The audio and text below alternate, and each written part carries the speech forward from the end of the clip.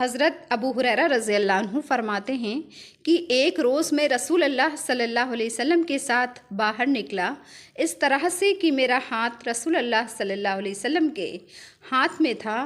आप सल्लल्लाहु अलैहि वसल्लम का गुज़र एक ऐसे शख्स के पास से हुआ जो बहुत ही शिकस्ता हाल और बीमार था। आप सल्लल्लाहु अलैहि वसल्लम कहने लगे कि ये तुम्हारा हाल कैसे हुआ? वो कहने लगा कि बीमारी और तंगदस्ती ने मेरा ये हाल कर दिया है। आप सल्लल्लाहु अलैहि वसल्लम ने इरशाद फरमाया कि मैं तुम्हें चंद कलिमात बताता हूँ, पढ़ोगे तो बीमारी और तंगदस्ती दूर हो जाएगी।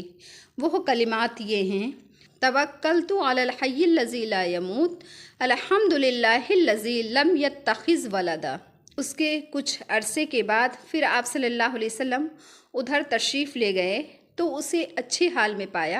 आप सल्लल्लाहु अलैहि वसल्लम ने खुशी का इजहार फरमाया और फिर वो कहने लगा कि आपने जब से मुझे ये कलिमात बताए हैं मैं इनको पाबंदी के साथ पढ़ता हूँ।